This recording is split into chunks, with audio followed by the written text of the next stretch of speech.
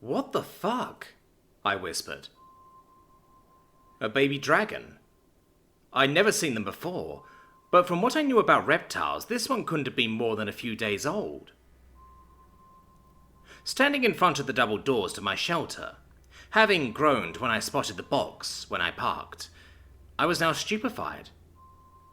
My dog, Casey, a cattle-dog mix who was by my side for much of the day, seemed to have the same feelings that were churning through me. Her eyes were wide, and she was furiously sniffing around the box, occasionally tipping her nose over the edge to get a better whiff and a cautious view. Eventually, Casey slowed down, looking rapidly from me to the box and back again, whining. "Yeah, your human is out of her league, sweetie," I sighed. Casey's wide eyes and stiffly wagging tail didn't relax. She looked tentatively over the top of the box, then backed off, raising a paw in his direction and scraping one of the box flaps. Then she looked at me again, at a loss. "Stop looking at me. I don't know what to do either." Heaving another sigh, I unlocked the door, propped it open, and lifted the box to bring it inside. Putting it down on the desk behind the raised counter, Casey was practically glued to my side in relentless fascination. I took in the tiny dragon slowly from head to toe, as I would have with any reptile abandoned here. No injuries. The scales were a gorgeous green and purple blend, impossible to do justice with mere words. Even just born, it clearly knew how to defend itself, for it wouldn't stand out so vividly, which worried me. I could see its claws, and they looked like an upgrade of needle-like puppy teeth, but it seemed chill, possibly tired, and was just curled up on the pile of towels in the box, staring at me. "Don't suppose you know English?" It didn't react. Fuck my life. I took out my cell phone, dialing a number in my contacts. "Heather, it's like 7 in the morning. You all right?" answered Imogen. "So far, I'm fine. Can't predict the next few hours, though." "May, it's too early for you to be freaking me out. I just got to the shelter. Someone left a baby dragon on my doorstep." There was a long silence, and I double-checked the call hadn't dropped. "Imogen?" "Are you off your nut?" she barked, making me flinch. "Why the hell are you calling me?" "Because you're the best witch I know," I snapped. "I don't know what to do." "I'm brilliant, but even I don't know what to do when something from fairy turns up on my doorstep," Imogen cried. "Did you bring it inside?" I didn't reply, worried suddenly that meant I'd officially adopted it or something. Fuck me, Heather. You should have left it there, checked the cameras, and figured out a way to get rid of it before you got your scent on it. I fell into my desk chair. Well, I had to open the box. I thought it was a puppy or kitten. I'm pretty sure even you don't have X-ray vision. Yeah, she muttered. "Do I take it to the FBI? Find a tracker?" Imogen scoffed. "Oh, dear goddess. They'd have no idea what to do. I mean, maybe a few could help, but they make a whole thing of it. That's not going to make anyone's day easier." "Hold on." I looked up as one of my employees came in through the door. I held up a hand. "Stop." Harry came to an abrupt halt. "I need you to follow these directions. Go into my office and turn on the voicemail message that says we're closed for the day. Grab the sign for the fence, leave, and put the sign up on your way out. Stick around for a bit to wait for Penny and Hannah to tell them everyone has the morning off. I'll call when you can come in." Harry stared for a long moment. "Do I want to know?" "Absolutely not." He nodded once and, bless him, without another word, turned to make his way to my office. I brought the phone back to my mouth. Casey was still sitting beside me, fully alert, ears forward, staring at the box. I gave her head a quick pat.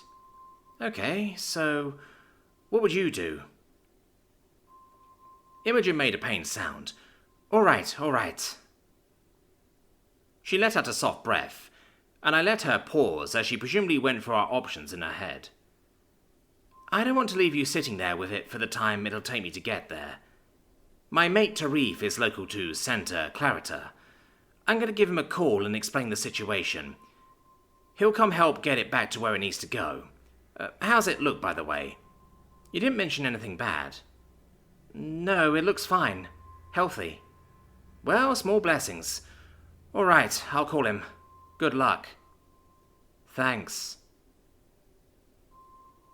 Hanging up and leaning back in my chair, I stared at my dog. She apparently believed this was the most remarkable thing she'd ever smelled, sitting with military-grade posture. You're a good girl, I said quietly. Recognizing the words, Casey glanced at me, and her tail wagged a bit in acknowledgement, before she went back to having a staring contest with the box. Harry came down the hallway carrying the sign, and gave me a wave goodbye, which I returned, as he headed back out the door. A few minutes later, my phone rang with a local number I didn't recognize, and I picked up. Hello? Hey, is this Heather? The voice sounded rushed, and I heard quick footsteps. It is. You stepped in it today, huh? He didn't wait for me to respond. I got the address, on my way.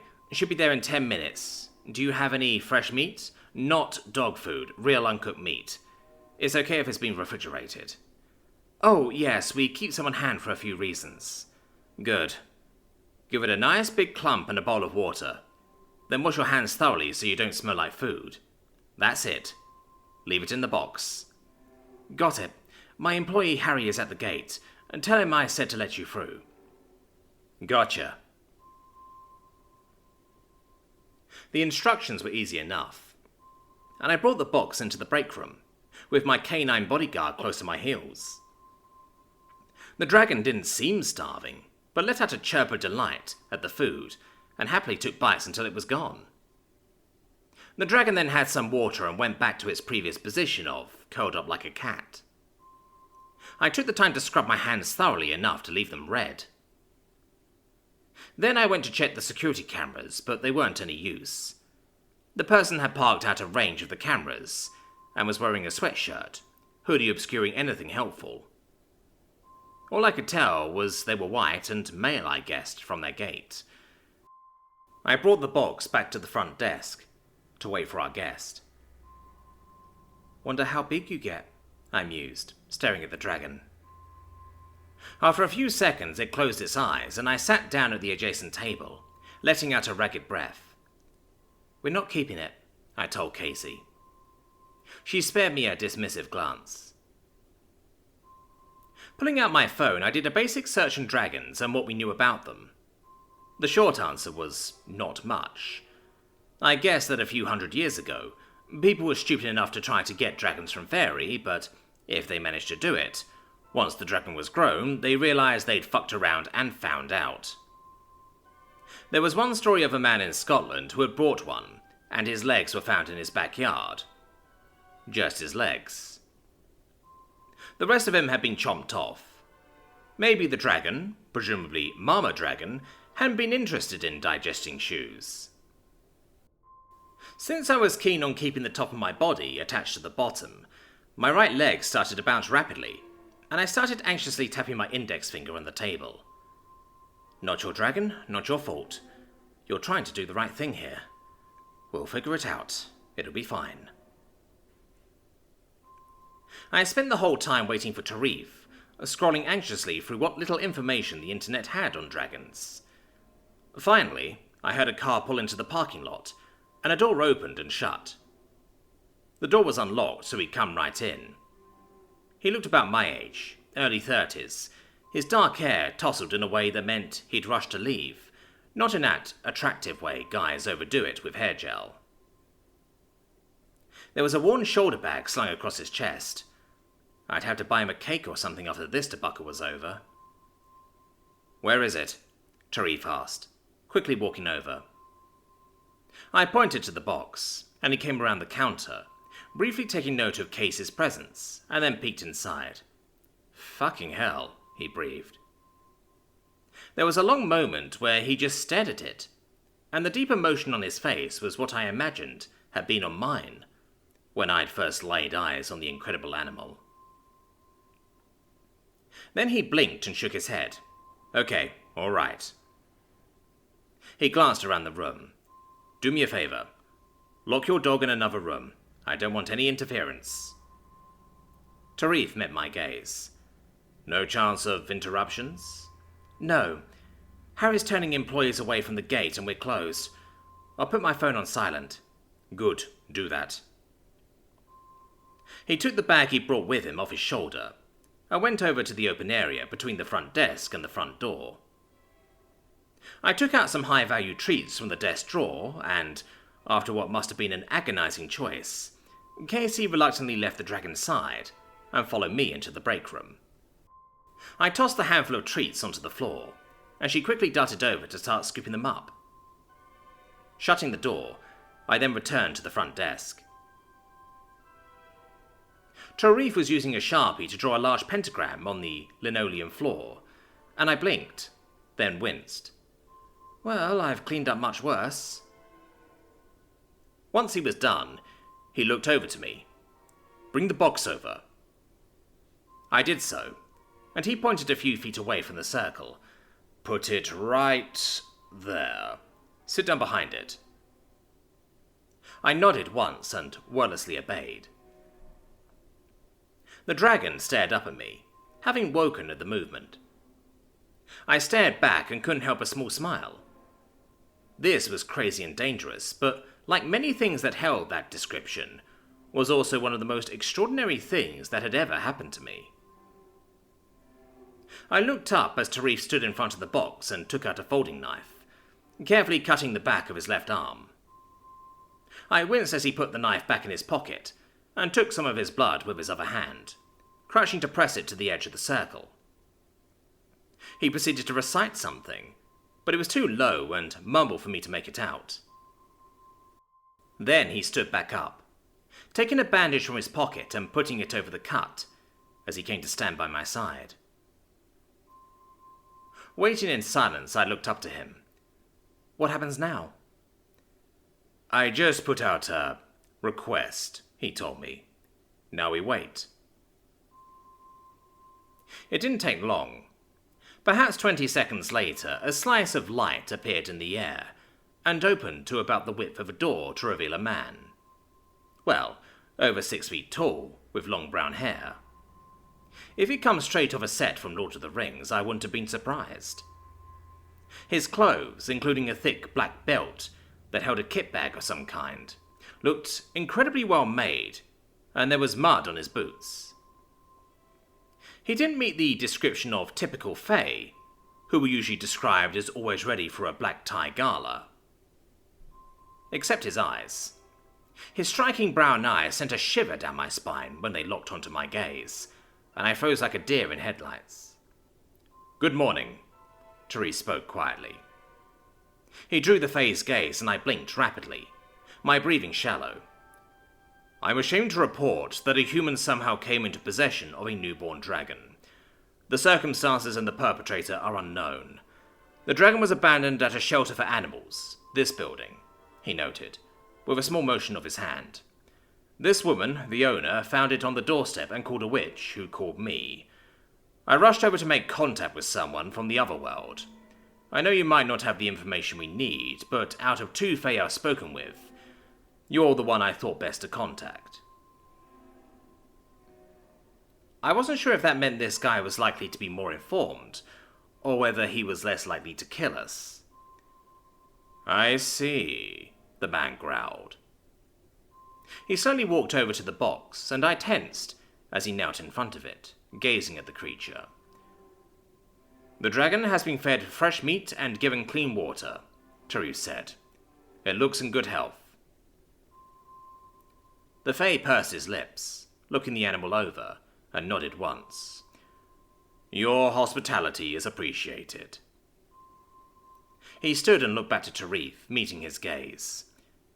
Is there any way your police can find the perpetrator? Tarif looked at me. Cameras? I shook my head, feeling very small on the floor next to them. White guy wearing a hoodie. couldn't see the car. The only possibility is fingerprints, Tarif told the Fae. The box that the dragon was left in may contain some evidence. If you'd like, I can call in trackers to take the case. The man looked down to the dragon and paused for a long moment. No. Their help is not needed. I'm aware of the kidnapping. You were right to call on me. I'll see the newborn safely returned to her mother. Good, Therese said, with a small breath of relief. Without hesitation, the Fae leaned down and picked up the box, turned, and walked back the way he had come. The door closed after him. As soon as the door vanished, Tarif let his legs buckle to plop down beside me. A heavy blanket of silence hung over us. You know him? I finally asked. Barely, he paused, but he wouldn't lie. Why didn't he want us to try and find out who did it? Tarif hesitated again for a long moment. They might already know, or they might think they can find out and not want us to get in the way once they do. He did, after all, take not just the dragon, but also the box. And we put the human in jail. The Fae might have other ideas of justice.